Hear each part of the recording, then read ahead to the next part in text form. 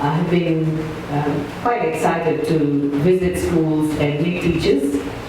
I don't know, I just love going to schools and meeting students, parents, teachers, school management committees and so forth, because I feel, this is my strongest belief, that if I want to change the policies at ministry, I need to hear from people.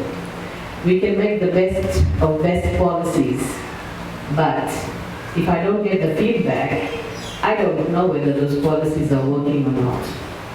So I have been visiting schools and meeting teachers and getting their feedback and making changes at the ministry at the same time. So today I'm going to talk to you on two different topics. One is purely the changes that are taking place at ministry, and second one is more of employer-employee issues that you would be interested in. So I'll start off with the changes that are taking place at the ministry. When I joined Ministry of Education, I realized that some of the subjects that we have been taught teaching has been taught for so many years. There aren't many changes in the school system. And the way we are preparing our students and the way the curriculum is written, as if each and every child will end up at a university. So everyone has to sit for English, maths, biology, chemistry, accounting, economics. Am I right? Standard subject. And all these subjects will take you to university. But we are all human beings. We are different. Our abilities are different. We think differently. We want different things in life. So why do we think that all of us want to be at university? It's an assumption. We are assuming that. So taking that into consideration and looking at the purpose, the reason why there is something called education sector, it's very important that we start reviewing the education sector so that we can give the best value to our children and we'll be able to contribute better to nation development. We'll be able to contribute better for economic growth. We just don't need academics. As much as I can say that, we feel that, okay, my child, when he or she grows up, she'll become a doctor, nurse, teacher, accountant, and so forth. But in our society, we also need carpenters, plumbers, and for women, we need beauticians, hairdressers, and so forth. We need people who can make jewelry, we need seamstress, and that's why human beings are all different. But our education system is not catering for the other group. So some of the changes we have brought about, and I'm telling you, it's not complete yet. There's a lot more things to happen at the Ministry of Education. And I'm sure today, teachers who are teaching year 1 to year 3 are happy because you no longer have to. Exactly, you know it. So you are happy because you'll be only teaching numeracy, literacy, moral, and civics, plus art and craft, PNAC, language, and so forth. Am I right? Then again, there's no test for the little ones from year 1 to year 3. So you'll be engaged more in teaching and learning. Your focus will be on literacy and numeracy, which is the foundation for learning. So when these children go to higher level, they'll be able to grasp difficult concepts. Their understanding will become better.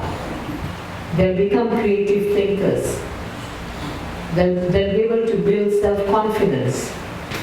And therefore, they will also they will have high self-esteem, which is again very important for a child as they go from one level to another. But there are other changes that we have brought about.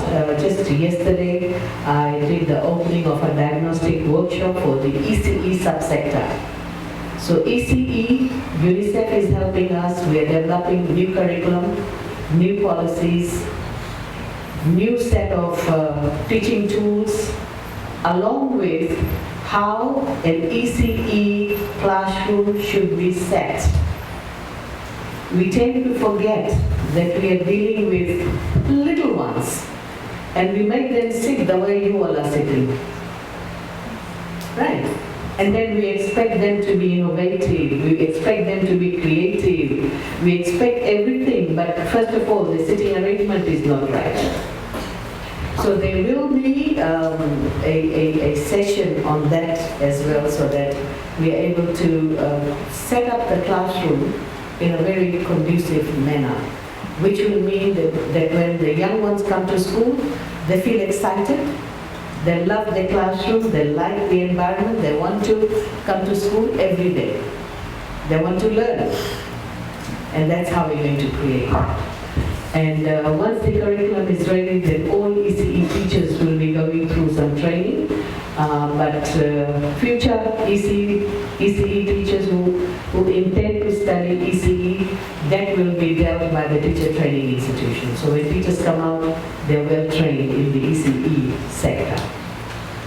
We are also reviewing our social science and history curriculum, along with maths and English for secondary school. Right. Life maths will be introduced, has already been introduced in year 11 to year 13. So these are some of the options we'll be able to provide to the students, but later on we will be removing office technology, introducing computer studies, communication courses, as well as art, music, dance. All these subjects needs to come into the school curriculum. We cannot ignore creative and cultural industry. There are people who make big money when they become dancers, when they become fashion designers, or when they become rugby players, or when they become soccer players.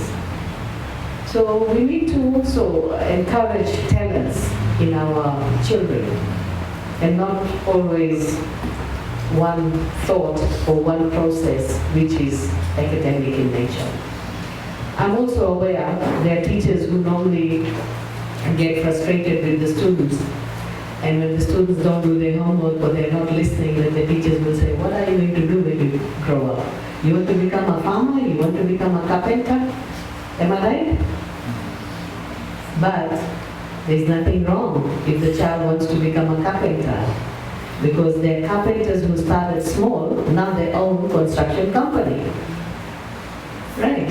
And they can pay not only your salary, but including mine. And similarly, a farmer can become a commercial farmer. So you can see, you have to look at the bigger picture. So that would be the change that we would like to bring in our school system. Today, most of the countries around the globe, they're looking for technical people. They're looking for skilled people. And there is a huge shortage of workforce. And you have seen that we are actually sending people over to Australia, but under the labor mobility program. But we should be focusing more on our technical and vocational courses. And this year, as you know, the government has provided 5,000 fully funded spots or places at FLU for our children. Why I'm talking to you on TLAC, I just want to let you know that when you are teaching, you should be also encouraging the children to take whatever they want. Don't discourage them. All right, so that's to do with some of the changes that's taking place at the ministry level. Now let me come to the employer-employee issues. Now, most of you have gone through the teacher training institution, but I know that you have not. You have not studied or you were made aware of Teacher Registration Act. You were not made aware of Child Protection Act. You are not made aware of Sex Offender Act. Am I right? These are the legislation that guides the teaching profession. As a teacher, you must know. You must know the very legislation that guides your profession, which is the Teacher Registration Act. Yeah? How many of you have read that or you are aware of it? I don't blame you at all. Because these courses should be taught at teacher training institution. If you read the Teachers Registration Act, you will see there are 3 categories of teachers. Teachers who are given yearly renewals or yearly registration, what we call limited authority to teach, and yearly renewals are given only up to 4 years. After 4 years, if you have not shown that you are upgrading your qualification, you will not be given another registration certificate. You will not be given. That's it, done. Right. Then there is another group called provisional license. And then the third one is called fully qualified. Now, obviously, whenever we talk about teachers who need to upgrade their qualification, somehow or the other, teachers feel very upset about it. I don't know whether the teachers become upset about it or the union becomes upset about it. Whoever gets upset about it, but think about it. If you upgrade your qualification, there are several benefits for you. First benefit is your salary will go up. Second benefit is you are in competition. In other words, you can apply for higher position. You don't have to be an assistant teacher all your life. Right? So, sky's the limit. Now, if we have 175 or 176 secondary schools, that means at any given time, we need 175 heads of schools. And therefore, we also need 175, in fact more, vice principal, assistant principal, heads of school. These are all leadership positions. And you can only get leadership position provided you have a postgraduate qualification. Also, you have leadership experience. So it becomes extremely important that you should be looking forward to some of this leadership position. And in primary school, if we have 700 or 800 primary schools, that means that many head teachers we need, that many assistant head teachers we need. So these are your benefits. You will gain from it, no one else. And you don't have to worry anymore that someone might come and take away your job. No one will take away your job. As I mentioned, that the Teacher Registration Act and the teacher remuneration policy is very clear. Anyone who graduated from Fiji College of Advanced Education with a diploma, with a certificate, you are recognized, provided you are a trained teacher, which means you've done your education units and you were tested in a classroom setting. Somebody came, saw how you were teaching, and graded you. If these 2 things have happened, you are a teacher. But what we have found, there are people who've got a degree, a plain degree, they're teaching, but they're not a teacher. Because they haven't done the education units, and they have not been assessed in a classroom. And you and I, we all know that just like a lawyer, when you do your degree, you need to do further practicals. Then only you qualify to go to the court. Otherwise, you cannot practice law. Same thing applies to the doctors. When you finish off with your MBBS, you have to do your internship, you do your practical in the hospital under the guidance of another doctor. Then you are assessed qualified and then you can start working in the hospital. So there is no difference whatsoever. When you become a teacher, you must do your education and you must be assessed during practical. That makes you a qualified teacher. Just like all other professions, the teachers need to guard their profession. Because that is the level playing field. Right, but I do know that there are some teachers who have not done the education units, they have not done the practical, but now they are pursuing it. So that's good. Continue doing that. You have to show that you are studying and that will be taken on board. Coming back to teacher registration, it was pretty disappointing to note that there were around 500 teachers who did not carry a teacher registration certificate. In other words, they were not even registered as a teacher, but they were teaching in a classroom. Can you imagine a lawyer without a practicing certificate fighting your case in the court? Will you accept that? Why do you think the parents should accept that? That is unacceptable.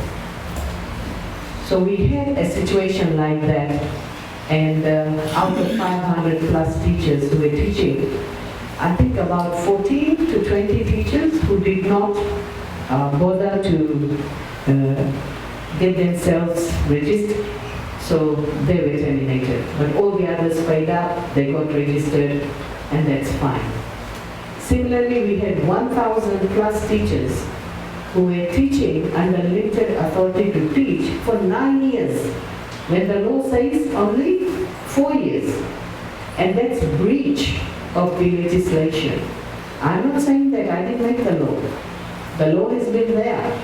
It's the enforcement of the legislation. So these were some of the key issues that we were facing in the teaching fraternity. And we had to tidy it up. Now we've got a new set of board members who are looking after teacher registration, discipline, and so forth. So we have left it to the PG Teachers Registration Board to handle that. I also wish to inform you that we are receiving a lot of disciplinary issues regarding teachers, lots, all types. And this is very, very concerning. We have been receiving that, and there is a team that is handling the issue, but there is something not right.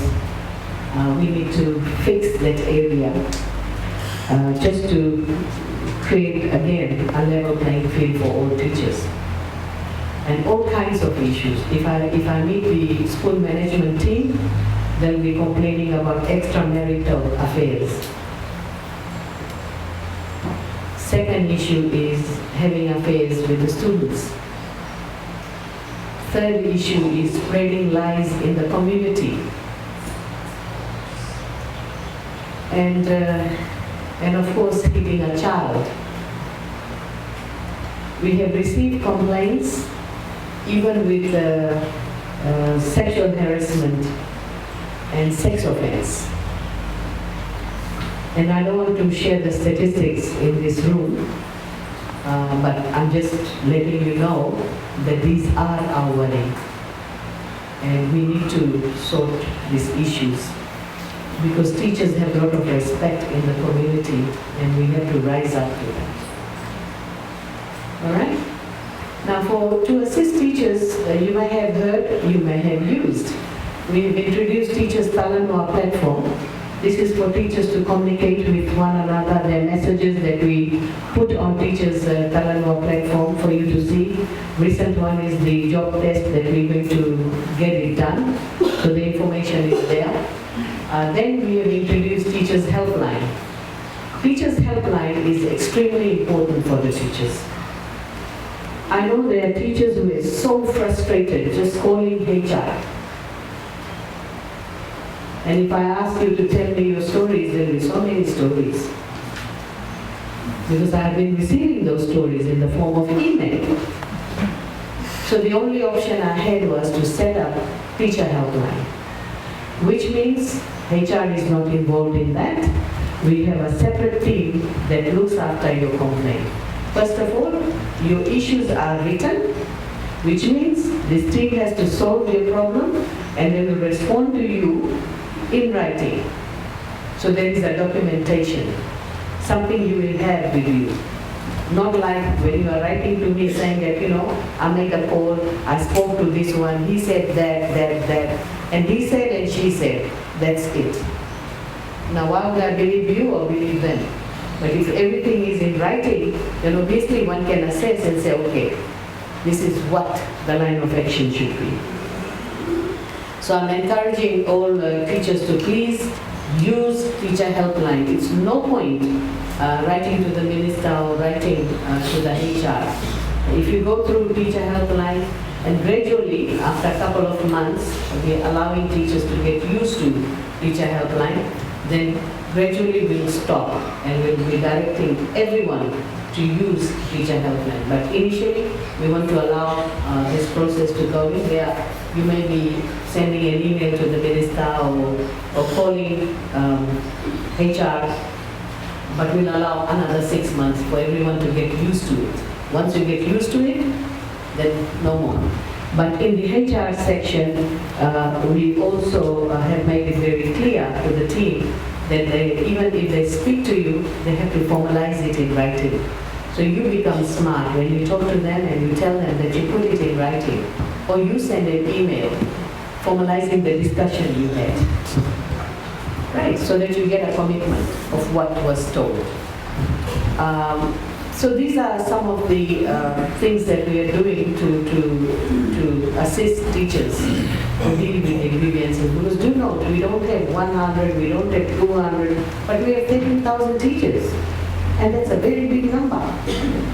So teacher helpline will surely help, not only the teachers, but also ministry, to understand the grievances.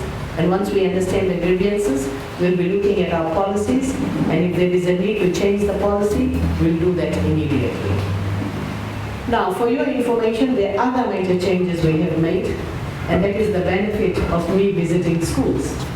One of the changes we have brought about is we do not want families to be separated, right?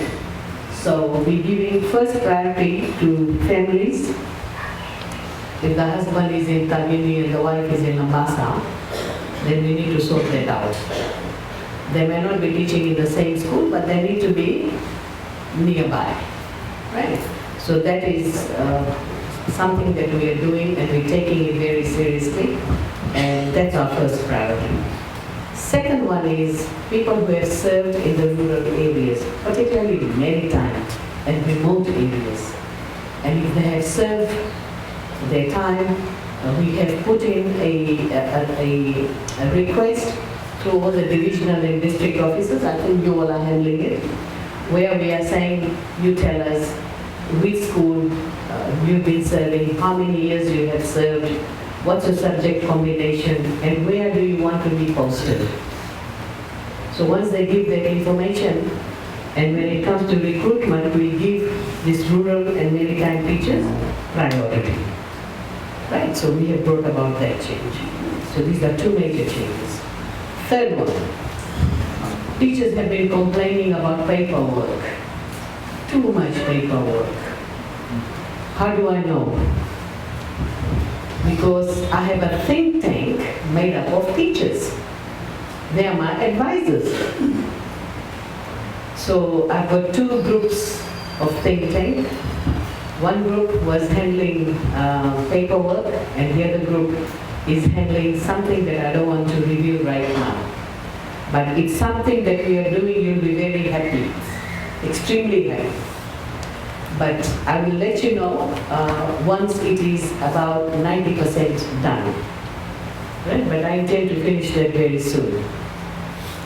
So the paperwork, were analyzed.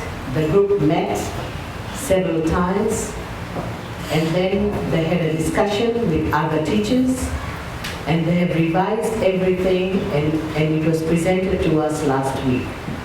So the permanent secretary will be writing a circular formalizing this, and the whole idea is that we should become tech savvy. You know, if we are putting things in fairness, why we have to print it and resend and redo and all that nonsense? There is no need for it. Right? So there are a lot of suggestions they have made, and we will be implementing that. So you will hear from them very soon. Another area that I would like to work with the teachers is your professional development. I know that principals, they normally have the Principals Association meetings. Am I right? Yes. And then after that, what happens? Nothing? Meaning that you people don't attend, right? So what I would like to do, once you have your Principals Association meeting, then we can have Vice Principals meeting. Heads of department. Get it? Subject-wise. At least once a year, we should have this kind of a meeting where you come face to face and you discuss things around the table. You share some good practices rather than just being in the classroom. Right? So that is something that we would be developing our plan and then sharing it with all of you, how we can deliver that. Our constraint is the number, because we're talking about 13,000 teachers. It's a very big number.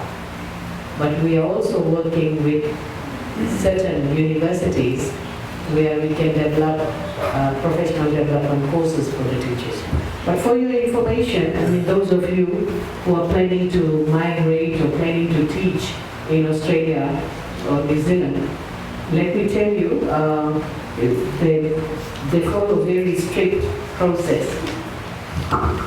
In Australia, for every teacher, never mind you have taught for 30 years, you have taught for 50 years, it doesn't matter. Each and every teacher has to sit for numeracy literacy tests every year. So as a teacher, you have a portal. You have your password, you go into it, and there will be certain number of papers, or you can say topics that are compulsory, you have to sit for it, and others which are not. But at the end of your, I think over there the registration is for 2 years or 3 years. After that, you go to school, you have to reach your 100 points. So that's how you make your 100 points. Courses like first aid is mandatory, which makes sense because you deal with children. Right, corruption is mandatory because again you deal with children. There's some children who are your favorites, particularly your friend's daughter is in your class. So the others, you may not be doing any favor, but others have a perception about that. Right, so how do you deal with it? So those courses are made compulsory. For the initial registration, one has to sit for English paper, which is comprehension, role play, many things are there. You got to get straight A's, then only you get registered. So it's not an easy ride. For Fiji situation, we're not going to go there right away. We just want to improve the school environment. We want to improve teaching and learning. We want to ensure that teacher training institutions are producing teachers who can fit into the job environment immediately, because at the end of the day, Ministry of Education is the largest employer. We employ teachers, so we should have a say. Right. Coming to the OMRS, there is some negative thoughts about open merit process, recruitment process, and some of you who may have applied for the head of school positions. Now what we have done, and this is what we're going to do even in future. So the head of schools, they said for the job test. Job test was marked internally, but now all the papers are being marked externally by, you can say, a lecturer from a university. So she's marking all the papers. And once those papers are marked, I know there are some heads of schools who are already interviewed, which is good. Those head of schools now with higher marks and whatever, if we need to call for another round of interview, we'll do that. But we are having this transparent process. We will also make sure all other job tests are not marked by ministry officials. Not that I worry, because when the team started marking the papers, they had de-identified. So all your PPF number was removed from the paper. Your papers were numbered 1, 2, 3, 4. And when the papers were given to the markers, they didn't know which PPF number. And we're using the same method with the lecturer from one of the universities. Right? And once that is done, then the interview will take place. And from now onwards, we are strategizing how we're going to do that. Because again, it's not a small number that we deal with, it's a very big number. But we are working on it. All right, so what I'll do, I'll stop now. And if you have any questions, you're seeking any clarification, I'm very happy to respond. Let's see, who wants to go first?